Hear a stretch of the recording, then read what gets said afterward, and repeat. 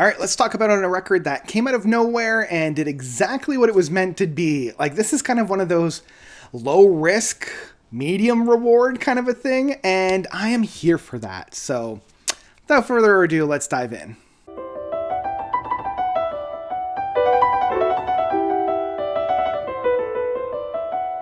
Yes Sonata by Rick Wakeman. So, Rick Wakeman, I don't really think needs an introduction at this point.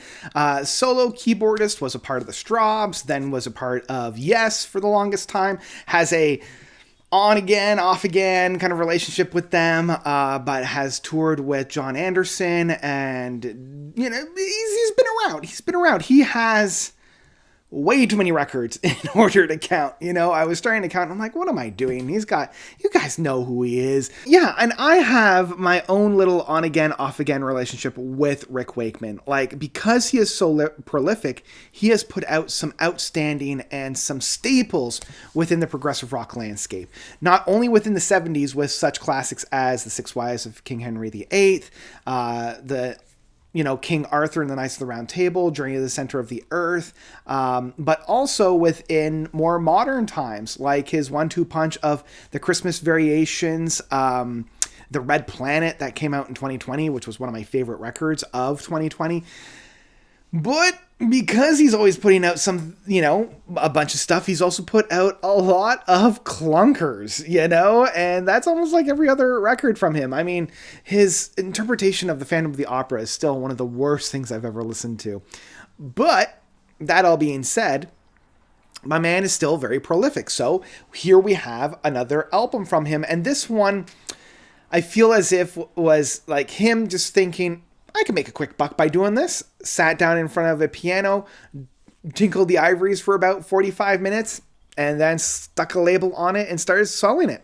So, yeah, it's pretty much what we have here. Yes Sonata from Rick Wakeman. 2 tracks, both just over 20 minutes worth of music, for an average of 40 minutes of music overall. The first one, side A, being Yes Sonata, which is just kind of variations of Yes solos and keyboard works that he's done in the past.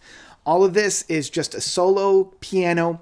There's no other accompanying instruments. It's literally him going through themes from the Yes works that he's done in the past. There are 2 notable lackings within this track that I'm not surprised. The first is that there's nothing from outside of the 70s, even within records that he has worked on going forward. Like he was a part of Keys to Ascension, the 1-2 punch on there. He was, flirting with the band within the early 90s within the Union. And so none of those tracks are found on here, which I think is a little bit of a disservice to a lot of those tracks from the Keys sessions. Because some of those are some of my favorite moments of Rick Wakeman's. And the other big notable lack of music on here is the Tales of Topographic Oceans.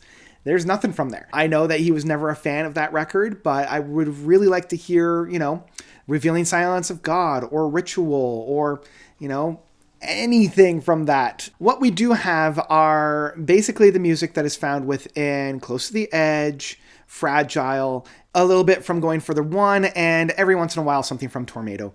But really it's just those records and his main driving keyboard sounds. And it really does feel like whenever he does a medley, like the Six Wives medley that he did for Yes Songs, it just kind of feels like that. There doesn't seem to be any kind of rhyme or reason for going from one passage to another. There doesn't really feel to be like this overarching theme that is reprised throughout it. It doesn't really have this big build-up that's found within it. It doesn't feel like they're building to anything. And because he wasn't a part of, tracks like Relayered or the Yes album, I feel like some of those big crescendo moments like on Soon or Perpetual Change or Starship Trooper are kind of lacking and not there to tie everything together.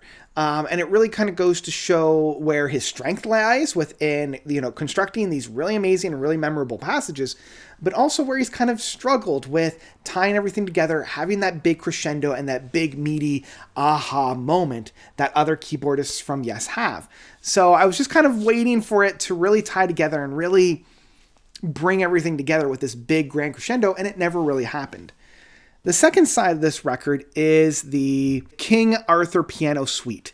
And I kind of like this one a little bit more because, at least with the King Arthur record, it had a unifying sound to it. And he basically did what he did with the Six Wives suites within the Yes songs, but then exploded it into 20 minutes. And even though this is my favorite record from Rick Wakeman, once again kind of showcases where this style of music kind of falters, because the big crescendo of this piece is Merlin the Magician, the big, fun sounding oomph, but it also kind of shows where the rest of the album kind of helped pad the keyboards up. Like, we're missing that big chuggy bass line that was found on there. It's missing that big heavenly chorus and, trumpets and violins and the big orchestra that was found on King Arthur. Having all that stripped away, it does showcase the musicianship of this record and how, amazing that sound is, but it also kind of showcases why that extra spice is needed. I guess it's the difference between having a little bit of turkey rather than a big Thanksgiving meal. So yeah, this album in the end is kind of a good here it is, and then there it goes. It's kind of really good background music that Rick Wakeman's really able to capture and do. I wouldn't necessarily say this is his, be all end all. It's not even a great kind of, summarization of his work with Yes or his album of King Arthur.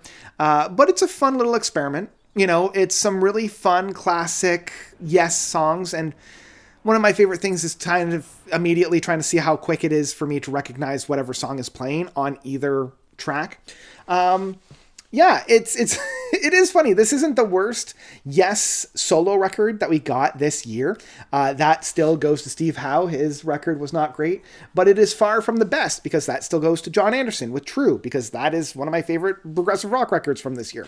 So it's kind of in this middle no man's land area where it's fine, but at the end of the day, nothing really to write home about. I think my final rating for this record will be Yes Sonata by Rick Wakeman is still an album I would stream. If you're a fan of Yes, if you're a fan of Rick Wakeman, give it a spin.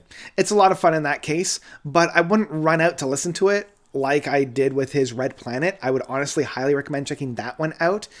But yeah, this is just kind of another studio record from Rick Wakeman. I don't want to believe that this was just him doing a quick buck, but you can kind of see him doing that. Again, just sitting down, lazy Sunday afternoon, being like, I can pump out about 40 minutes worth of music. And here's where we have. It almost feels like there was a clock on the wall for the 20 minutes for each of these. And he's just like, okay, can I get to 20 minutes for both of these tracks? And yeah, it was a fun exercise, but I don't think I'm going to be returning to this one anytime soon. So that's what I've got for Yes Sonata from Rick Wakeman. I always say Rick Wakeman. What did you guys think about this record? Did you love it? Did you hate it? Whatever you thought, please let me know by commenting down below. And that's where I'm going to leave you for today. So thank you all so much for watching. As always, you guys are definitely the best. And until next time, notes out.